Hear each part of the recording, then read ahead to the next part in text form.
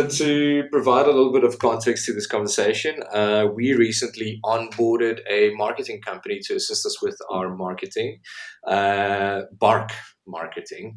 Is that why is it two R's? Do you know? It actually comes from Jessica's maiden surname, Barella. I think that's Yes. the double R to the Bark. Yes. Um, Easy to yeah, remember. so I think Jess suggested part of our strategy is to build a little bit more content on the written side, and then Jess suggested that we have these interviews once a month to kind of just like dig into marketing trends and or video trends and all of that. So Jade from Bark Marketing will be asking me a few questions, and yeah, hopefully I get to answer them. Cool. Okay. So today we're chatting about long form versus short form Yeah. video content. Before I kick off with a couple of questions, did you have any initial thoughts when you read that topic from your side? Um, yeah, I think like that. It's always been a debate. Around our industry. Like people in television, we kind of frown upon the vertical aspect of things, and we think that's like lesser for some reason. And we love the landscape and the cinematic and whatever. But in recent years, like that barrier to entry has like decreased significantly with people being able to shoot really cool stuff with minimal equipment and I just think we should recognize that it's not. Um, we should look at video like it's a different bunch of aspects. It's not just video. It's not just long form content. Like it's content, but that's the same as classifying poetry and fiction under writing. It's different use cases. It looks different. It presents different. It's made for different platforms, and it does a different thing across the wide spectrum. So long form will engage different viewers and will tell different stories, and short form will engage different viewers and tell different stories. Mm, They can't really be grouped together, and it's not a versus debate, but it's when to use which mm, one. I think if that makes sense. makes perfect sense. Would you say that long form content in general is it's an easier form of content for storytelling? Um, how do you achieve storytelling through short form content? I think it like depends on the application of it. Um, I think one of the most difficult things to do in video or in television or film is to tell a compelling story in a short amount of time. And that's where I think a lot of these Instagram content creators and TikTokers and there's a couple I follow, but they create these compelling little narratives in under a minute, and that is a massive skill to have. So it's also easier to tell a story over a longer period of time, but to keep people engaged over that period Mm, becomes a lot harder, and that's also a unique and different skill set.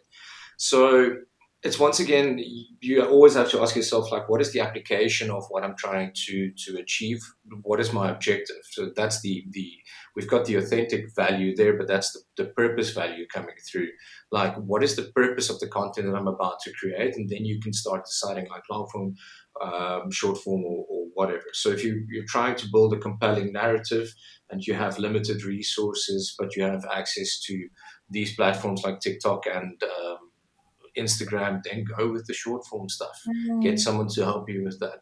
But if you have access to places like YouTube, you have a little bit more budget and you want to create a compelling narrative over time, by all means, long form might be better for you. So it's all about the application and yeah, then you can start deciding how you're going to get that compelling narrative.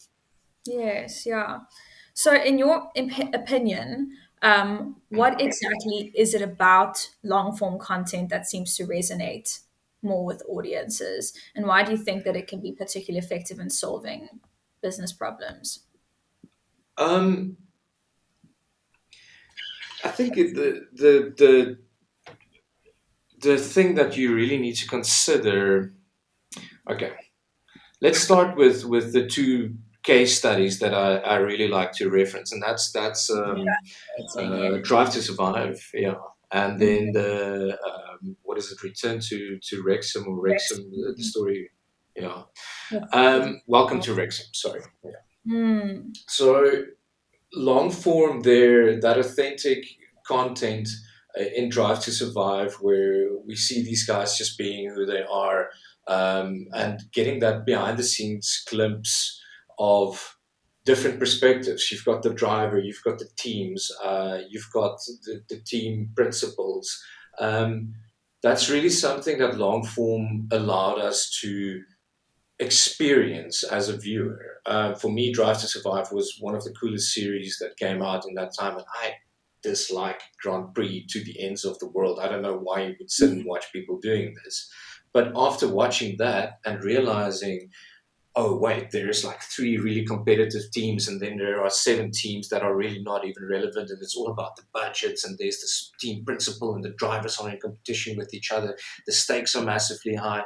I started getting invested really, into these stories, and it was absolutely amazing to see, to go through that experience myself, because I look at television a little bit more analytically, and I rarely get drawn in, but when I do get drawn in, I know something has happened here, and I want to know what that is. And yes, I think that long form, if it's well designed, it allows us to build relationships and rapport with the characters that we see on screen. mm, And we think of these people as characters, and that we can't be that. We cannot, but they're just doing their job. What are you doing when you are going to work? You're also doing your job, but you're doing it at, like, you can give people a glimpse into what that feels like, and what it looks like, and how you get excited by helping other people and having impact on lives. Like, you can also do that as a brand, just on a much smaller scale. But there are people that want to see that, your clients, they want to know why you're passionate about your business, and you can yes, become, I'm not saying you should be a character, but you can at least communicate that emotion in a longer format a little bit better than you would by running around and shouting TikTok messages. It's a yes. different application. Very true. I must say, I've heard from so many people that same testimony, had no interest in F1 until the series came out. Even myself, I grew up with zero interest in sports or cars or racing. And Mm. my husband put it on in the background of the house, and I was cooking dinner. And very slowly, I went from the kitchen into the living room. And at the end of it, I was sitting on the couch watching with him. And I think it was the emotional attachment, because it wasn't actually about the racing, it was about the people who were racing. And And the that emotional attachment just drew me in and captivated me and kept me on the couch sitting next to my husband for a couple of episodes, um, which was it's fascinating to me, because I never ever would have said I would have any interest in watching anything to do with Formula One. And there I was. absolutely. Absolutely. And there I was. And then, like, I think the knock on effect, because I mentioned that this was, there's a couple of case studies out there about this, but we getting drawn in, like people who are never really invested in Formula One, or had no, like, even remote interest in it whatsoever, we got drawn in. And for certain people, that became fandom, like they became fans of the sport. And it to a certain degree, I'm not entirely sure of the statistics, but viewership numbers in America, for instance, went up immensely. Crowd Yeah. attendance to these events went up immensely. Yeah. um, the sport has grown because of long form narrative, and where it was in trouble, now it's thriving, it's stronger than it ever was. I mean, it does really help that in that first season it was set up nicely. In the second season, you have, spoiler alert, that little, the battle coming to a head between Lewis Hamilton, and, like, it's Oh, stories that you can almost not write. So that really does help.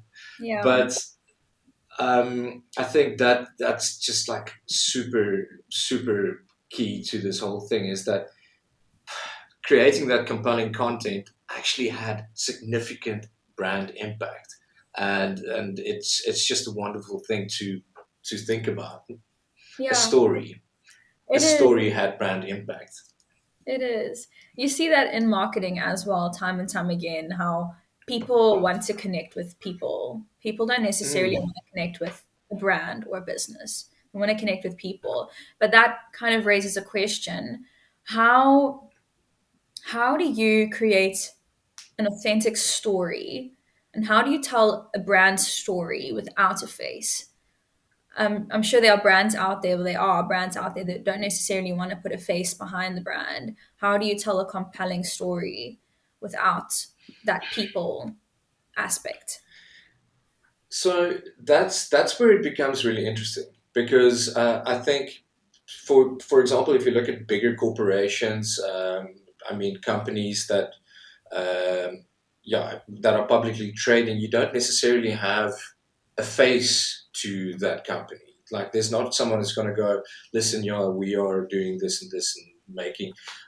Sure, you can get some of the employees to do it, but in general, you just want not to have a face on there, and I get that. So the, you have to look at designing long form content for the audience first. And that doesn't necessarily mean that there has to be a face to it. So, say your company serves businessmen. That's exactly like our company. We serve entrepreneurs, small and medium enterprises. So we don't have to put our face to that to serve that audience, to provide them with value. And that's funnily enough, now we're on our third value, which is providing value. We just need to figure out like how can we provide value to our audience, and it doesn't have to be a personal story. There's plenty of ways we can go with entertainment, we can go with education, we can provide information on topics.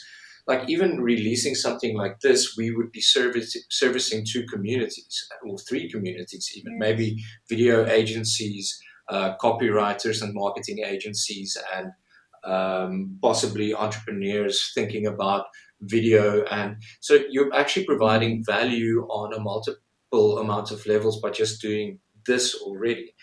So getting back to designing something for entrepreneurs and business people, we have a YouTube show where we interview other entrepreneurs that's made a success of their businesses in South Africa, in spite of all of our challenge. And the idea behind that is to provide people with an example that this can be done, having positive impact to a certain extent, but also not just skimming the surface and diving a little bit deeper by going and saying, like, listen, how did you physically overcome the obstacle of not having enough capital to get your first bunch of machines? When you had to make your first hire, what were the decisions that went into that? What was just like a D-Rock, my Engels ook sommer op. What was what decisions went into that? Like, and what research did you have to do? What lessons did you learn? And like that is providing value to our audience without really having to put a face on that. You can, that show now has my face on it because I'm quite interested in that topic as well. But you can align with someone else that has that audience to try and create this type of thing. But you have to take your audience into consideration above everything else. I see so many brands just standing on a little soapbox and going, look at me, I'm a brand, I do this. And that's not providing me with value, that's providing you with value. That's what you think marketing should be. So, me as a consumer, I'm going to scroll straight past that. But Yeah, so if true. you figure out like what it is that I want and you serve that need, then I would be much more inclined Mm, to enter the top of your funnel and start looking at you as a company because you're taking me into consideration. And that's where I think a lot of us miss the mark sometimes. that's so good. I think that may have worked 15 or so years ago, but now marketing and branding and businesses are just everywhere across you know, you can't go onto your phone without feeling like you've been marketed to from 5 different brands within 5 minutes. So people are now, 4,000 to 10,000 marketing messages per day. ew, The average consumer gets confronted with. yeah, and people are put off by that. They don't want to feel like they're being marketed to. So I think you hit the nail on the head there. People want to know that you know their story, and speak to your story as a customer. Um, Agreed. It's just me as a customer as well. If I feel like somebody is forcing a product on me, or like you said, is holding up a little sign saying, "Look what I can do," I don't feel like I can trust that brand because I can spot the marketing from a mile Yeah, away. That's inauthenticity.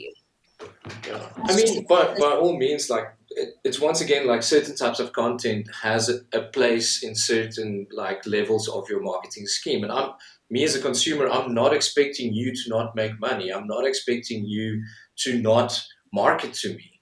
I'm just saying like market to me.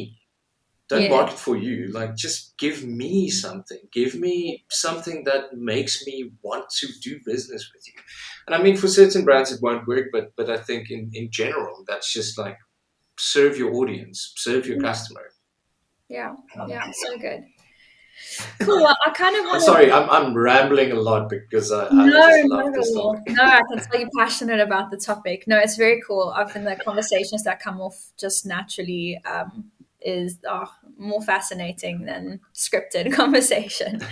But I do want to ask a question, bringing it back a bit to Mm. the case studies we were referring to, Drive to Survive, and what is it? Welcome to Wrexham. Welcome to Wrexham. Yeah. Something like that. Yeah. How do you see the parallels between that kind of long form, or those long form documentaries, and how we can implement that into long form video content, in marketing specifically? I mean, I know those work together with marketing, but maybe on a smaller scale, how do you see those parallels? I think that's an interesting question, and we need to consider what you're trying to achieve again. So when we speak about long form, building relationships with your brand, for each and every brand, that would look different. So some brands would be inclined to a longer form story, say 23-minute episodes or whatever. I mean, recently we've just completed a project now that's about regenerative agriculture in the Southern Cape. And essentially the rise of the canola industry there that wasn't there like 50 years ago. And in fact, agriculturally speaking, that area was really in trouble. That's a piece of brand content that we created for that. It's SSK and then Food for Mzansi that sponsored it, telling those stories. But those stories lent itself towards a documentary type of nature, 6 episodes over the span of a year, for example. But Mm, not all brands will fall into that category. So you would have to see what the purpose is, and then when you've defined your purpose, then you would start designing for that purpose. And that could, mm, like for me, long form content comes in the form of a brand series.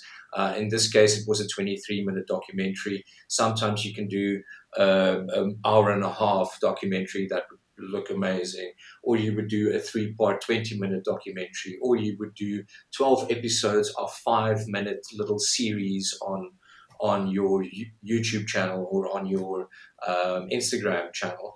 So for me, like I kind of dislike putting long form content into that category of everything that's longer than 20 minutes, because what we're technically doing right now is generating longer form content. mm, So it's and these like this content versus a 23-minute episode that we put on YouTube, they serve two different purposes, and that's not the same content. Like yeah. it just isn't.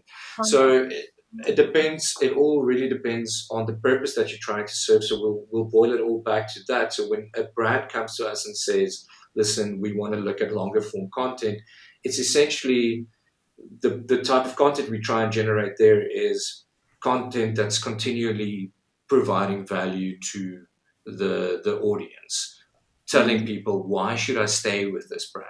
Why should I keep on utilizing your services or buying your product? I think I'm diverting completely from the question here, but I No, think the purpose is so important. Um, yeah. no, So no, no. we'll essentially try and build a product that creates that relationship suiting the brand, and that's kind of key. Yeah, yeah. So that kind of answers my next question. You wouldn't say then that there are specific industries that would benefit more than others from long form content. Just maybe the content would just maybe look different, like you said, maybe in the form of a docu-series as opposed to something else.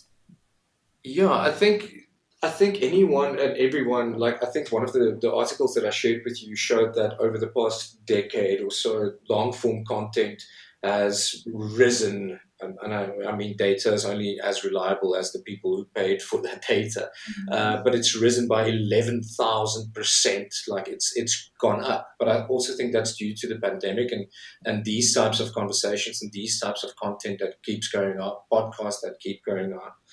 Um, so I wouldn't say, yeah, once again, you're putting long form content into the box of long form content. But webinars, for example, could be very useful for people who have a technical brand, where insights and analytics and that type of stuff is very important. So that would be a great form of that. Where you want to have an emotional connotation, a brand like Springbok Rugby bringing out a docu series called, what was it, Chasing the Sun. That is a very compelling narrative and very compelling um, product for that specific brand. Okay. So it is for every brand. There might, I wouldn't say long form content would be for every brand, but there would be a type of content that serves that purpose at the end of the day. Yes. Yeah, it's different. Like, I think it comes back to the start. I think it's just putting long form content versus short form content into that type of categories is just silly. It's not binary in that way. Yes.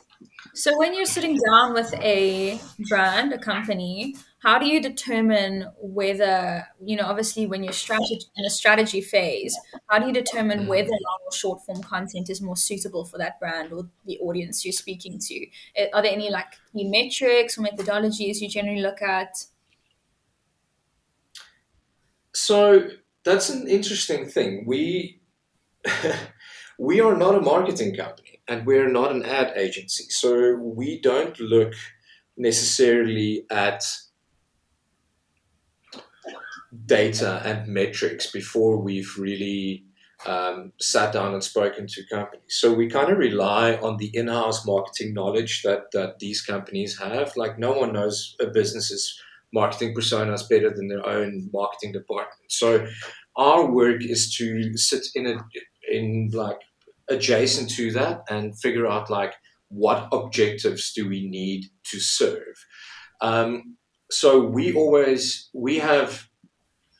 identified every business. We like to simplify, and it's probably an oversimplification, but we break it down into four elements. Like, we need to attract customers, we need to convert customers, and then the business needs to provide the service, and then we need to retain our customers. Like, that's kind of like every business has those four elements. I can't Mhm. help you with number three. Number three is you servicing your clients, and Yeah. that's up to you. You need to do that. But number one, attracting clients, getting them into the top of my funnel. Number two, converting your clients. And then finally, retaining your clients. I can help you with those three elements. So, those three things are the objectives that we can help you with. But in every one of these categories, there are, of course, products that would suit certain brands better. So, for instance, in the conversion category, you have what we call overview videos, where you tell people a little bit more about the company, but we also have testimonials. So, Mhm. when we look at brands coming to us, we ask a bunch of questions. We look at competitors, we look at what's happening in the international market in that industry, and then we break it down to what they've already done, achieved results with. And then we kind of start looking, okay, cool, what would be provide them with the most value over the next year or two, and then we start designing from that perspective. Cool, your top of the funnel Mm, isn't being served at the minute with video, so let's give you a who we are video. The middle of the funnel, we've seen you doing well with testimonials that you've shot yourself. Here is a recipe. We'll do a little bit of creative consultancy for you. Here's a recipe how you can improve these videos and maybe up your engagement. But we would also recommend that you do a who we are video at a certain stage to complement your blog like content, because your blog content is basically the scripts to this already. So let's just put those two things together. amazing. And then finally, you are doing a bang up job of retaining your clients already because you are posting webinars.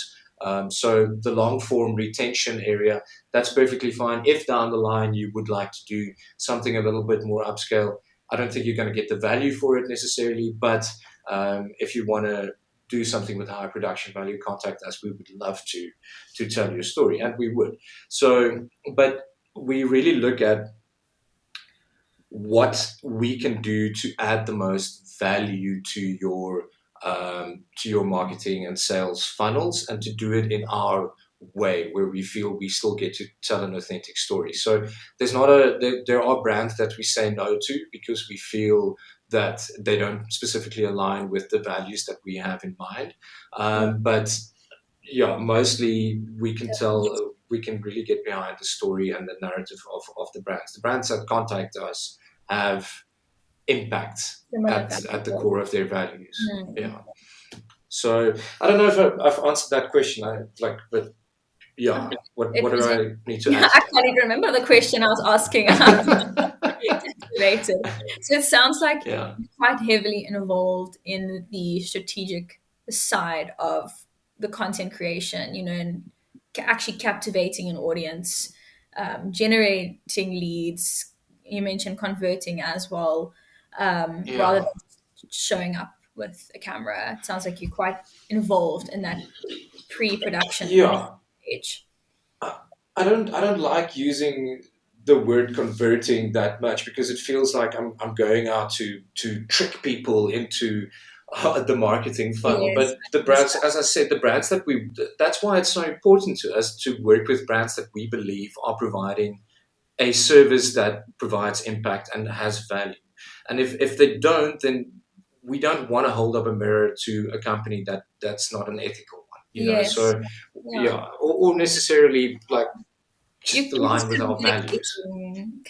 communicating. If a brand is authentic about the product they're offering, you're just communicating that effectively. So yeah, I think that's the bit of philosophy that sticks with us. Is I always want to. It's my favorite quote from a philosopher, but it's like Nietzsche saying, "Be who you are, or become who you are."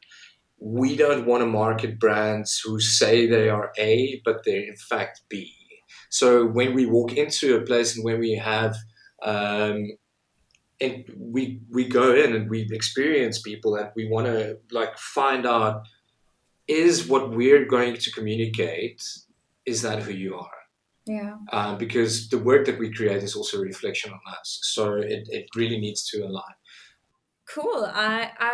Can I shift gears a little bit? Speaking Sure, go for it. more practical, a long form content is generally, of course, or generally requires a bit of a bigger budget, I would say, in most cases, and obviously more resources. So, how do you justify that kind of investment with your potential clients? That's a very interesting question because it's a difficult one. It's really a difficult one to answer because measuring the return on investment all depends on what metrics you're measuring. So, what do you really want to achieve? Um, Once again, we're back to purpose. And that's impossible to do beforehand. You can't like go like, oh, this will do this and this and this. Afterwards, we can go like, we've had successes in this and this arenas with this and this type of content, so perhaps we can look at providing something similar for you. But I would go with what is your purpose, and then what is long form content going to give you the maximum return on this purpose and the investment that you're willing to make. So budget does start playing a role here for sure. But Mm. once again, when we're grouping long form content just into long form content, sometimes a webinar will be way more effective than a six-part documentary series. So my job isn't to take as much money from a client as what is possible. My values are I need to define your purpose. Once I've defined that purpose, I need to figure out how I can provide you with the most value. And if that value includes my product, then I will tell that story in a way that's authentic to us, and authentic to you.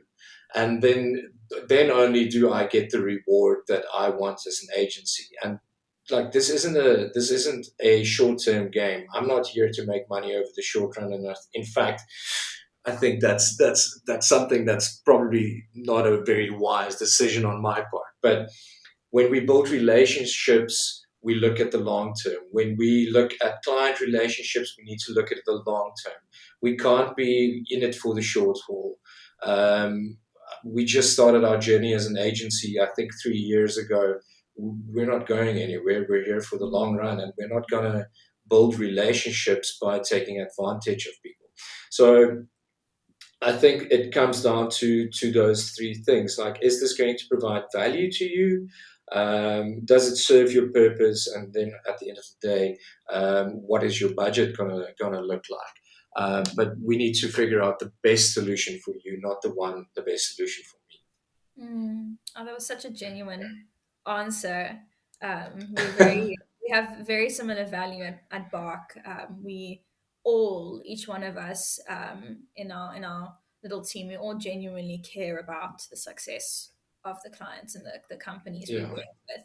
We want to see long term success for that company, and in part that affects obviously our success as an agency, but it comes from this absolutely. genuine care for our clients' Mm, success. And of course, you wouldn't then offer a high production long form, for instance, a docu-series, if you didn't truly believe that that would show significant return on investment. Um, absolutely. yeah. Yeah, and I mean, we're not walking around like with a blindfold on. Like, we are also looking at data and what those things tell us. We're always up to date with the most recent studies and whatever. It's difficult to apply that to the South African market because we have to take into account like what our digital use looks like over here, and the barriers to entry for seeing content easily. But over the last couple of years, that's significantly reduced. So we draw comparisons from studies overseas, and take that into account. But then we go from feeling. We know we come from television. We come from a space where we know how how to create emotion in video. I think video in general is such a what do you call it? Syntuiglike, like, you're using your senses, like you're using literally all of the senses, when except for smell and taste. But you're seeing, you're hearing, you're Relating. feeling some emotion when Mhm. and when you can do that, you have the ability to move people. And that is such a powerful thing, and a thing that you have to handle with respect and a lot of ethics. But um, it's just an amazing medium to communicate any message, really. See, I get distracted, and then I lose. I forget what the question was. No, it's very true what you're saying though. Video, there's a reason video marketing is in most industries the most powerful form of marketing Mm, because of that, because mm, of its influence on a person's emotions and feelings and stimulating something deeper in a person.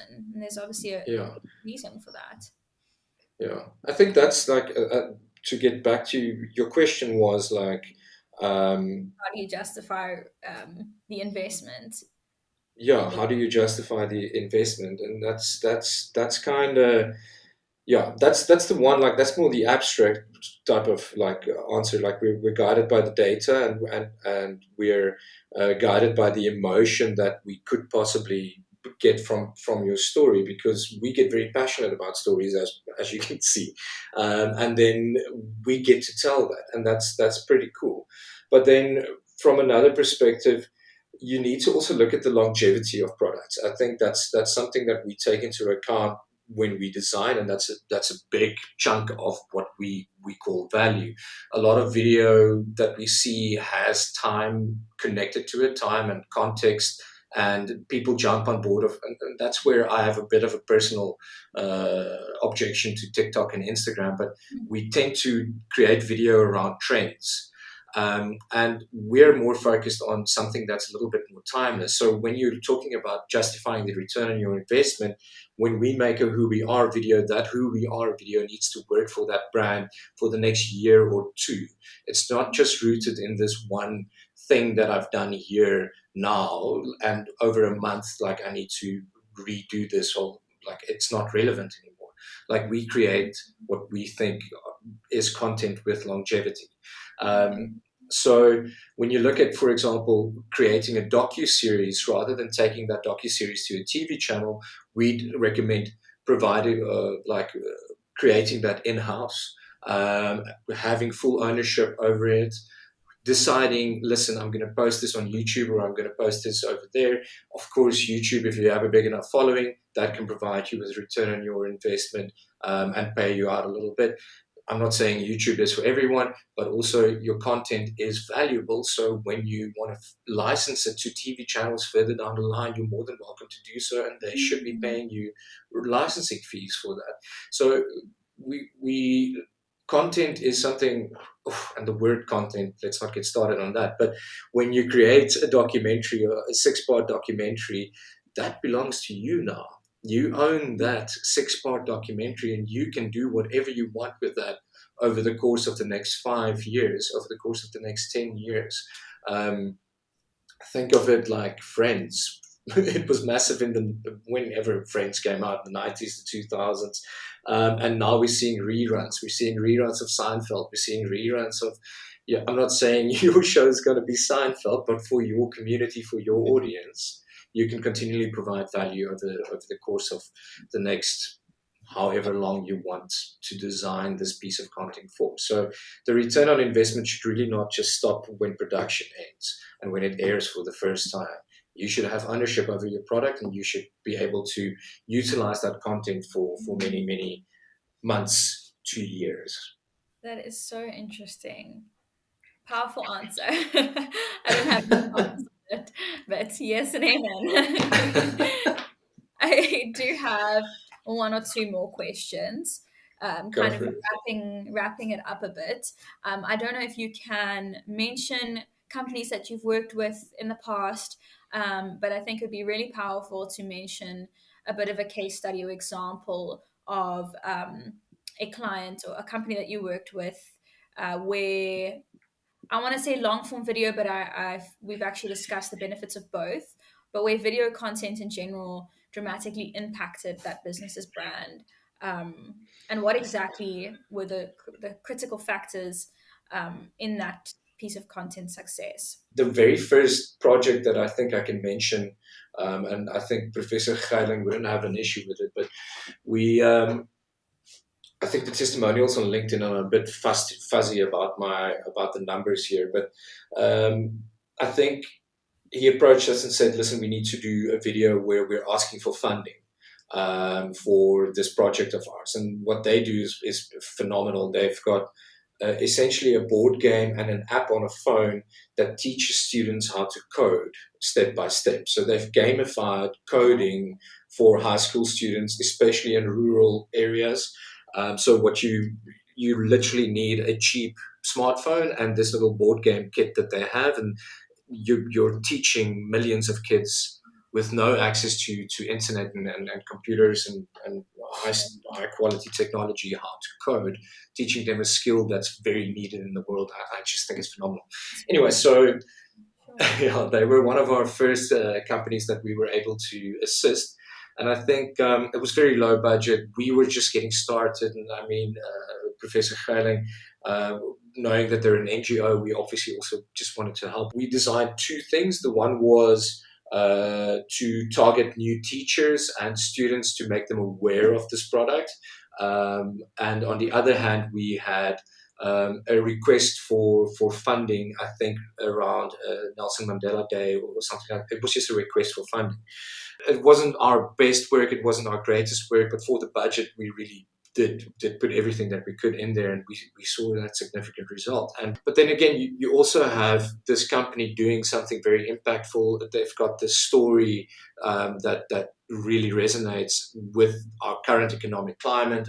So that's one of the reasons we will always do work for them. But that was one of the most significant returns that I think I can give. And I'm once again fuzzy about the numbers.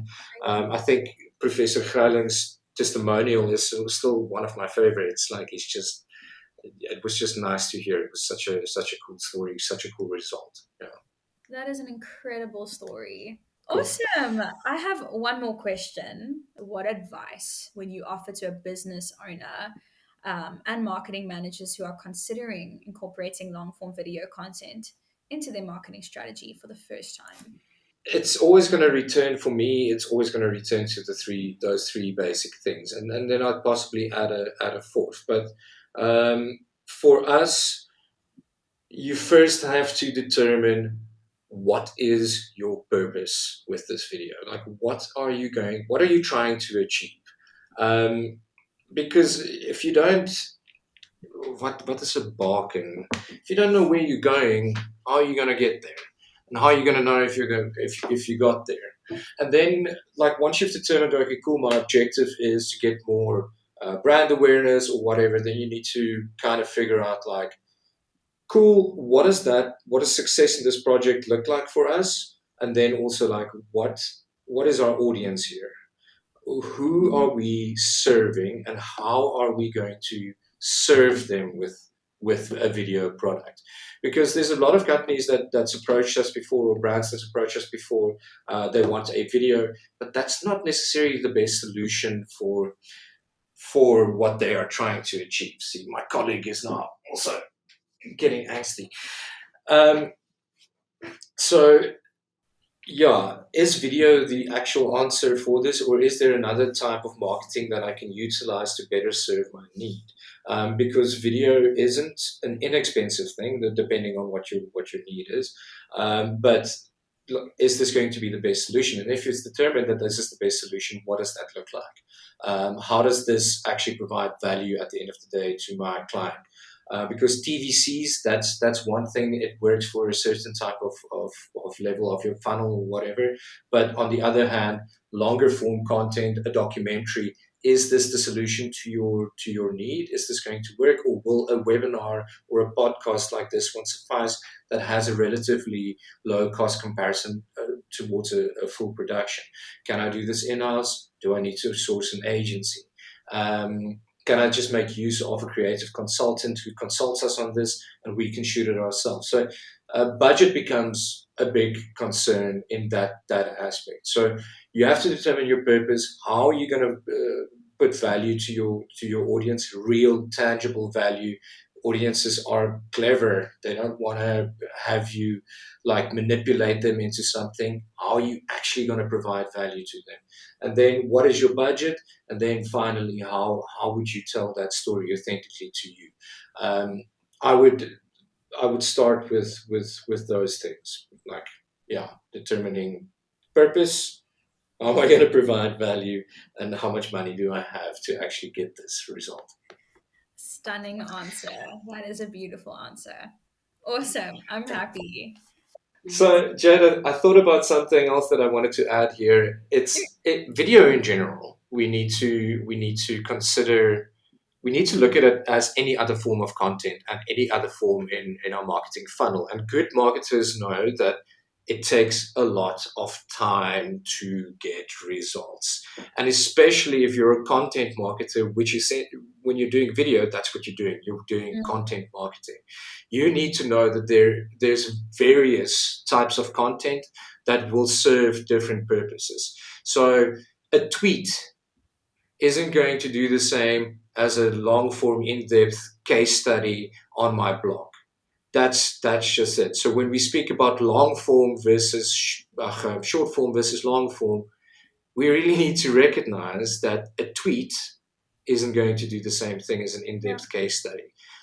Video has very like it's a multifaceted product. It isn't as simple as just that question that we're posing today, long form versus short form. And anyone who says otherwise, they're oversimplifying this process immensely and they should check themselves. Nice. Try. But really, if I think, I was thinking now, I can't really think of one kind of brand or company that wouldn't benefit from some form of video content. I really can't think I of. mean, yeah, so that's usually where we start with clients. Even sometimes they realize, okay, cool, we don't really have the budget because people are unaware of what goes into a video production process. But that's where we provide that creative consultancy as well. We love to share our knowledge. I mean, I'm an ex-teacher. We just did a workshop at Girls High School. We did a couple of workshops a while ago for Ikasi Media. I love sharing that knowledge, and just utilizing the medium on its own already, even if that's you walking around with a selfie camera on you and just chatting to your audience and asking or providing them with frequently asked questions or the answers to frequently asked questions, that in itself is already a massive jump over any other medium that you can use. All of the studies indicated, all of the data indicates that the algorithms are pushing video. And even if it wasn't up to the algorithms, because we don't really care about what the algorithm says, we like to create stuff that has traction organically. Good video will gain traction organically because Yeah, it's an immersive type of medium. It's talking, it's visual, it's creating emotions. It's just much more complex than anything else, and it really is the future of a lot of things. Um, so just utilize the medium. That's if that's the only takeaway that you can get from this, then I'm happy. The medium is already very powerful without you needing my assistance or creating anything else. Yeah, very I well think said. that's it. Very well said. Yeah, we saw that even within our own marketing agency, it took a lot of pushing to, because I think the idea of video content creation is very daunting to a lot of people, business owners, very Yeah, daunting, especially absolutely. when it involves maybe featuring yourself or um, Mm, just opening yourself up to the public. It's very daunting, and it took a while mm, to get Jess on board. And I don't think people realize how easy it can be. Like you said, it can just yeah, be picking up a phone. If that's where it starts, like you said, that's still more effective than many other forms of content. And yeah, once you get going and you see the results, I think it motivates a company or a person to yeah. explore the forms of video content. That's such a good point as well, because the reason we're doing this is because of that. Like we like you would think that we would consistently be utilizing high quality, high production value video, but no, we don't. Like there's a couple of we do a little mini series like where I talk about three things. Yes, there is a little bit of production that goes into it. I do a little bit of scripting and whatever, but I it's not a high production value. It's one camera. It's just punching in and out, and it's got very like basic graphics. But that's because that doesn't serve the purpose of that video is to be that. It's to get provide value on top of anything else. It's not to be cinematic and evoke emotion. It's to provide information. And that's why we're recording this here as well. This might just be of value to one person out there. And the medium itself, no matter what it looks like and how we're going to edit this together and whatever, but the medium itself is good enough to serve the purpose of this conversation, and 100%. that's why we're doing it. Yeah, So yeah, yeah. It's not about the setup; it's about the value. Your three things. I yeah, love the your three things videos. We have a very similar concept at Bark. We do Bark Bites, which is also about Yeah. content value specifically on a topic. Similar situation, just one camera, a light, and it's about the value, not the setup behind the camera. Yeah. Um, Yeah. if you have achieved trust with your audience, your product or Yeah. service will sell itself.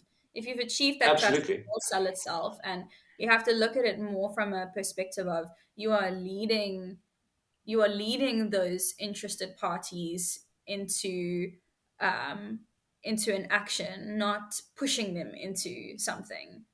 Yeah. I That's how I mean, see it anyway.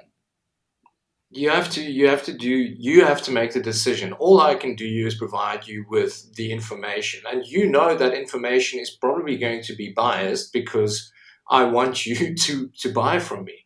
But if I'm unbiased and objective enough about my own shortcomings and what I can and cannot achieve as a company for you, then I believe people will trust from the get-go that this this person is going to give me what he says he's going to give me. And in business, that's all I want. Mm, that's true. Amazing. Awesome. Okay, Oh, awesome. Okay, this well, was I think fun. more than enough content. I could probably write 3 articles. But very interesting. I get very energized by conversations like this. Fascinating conversations. Yeah, Like I walked away learning something myself.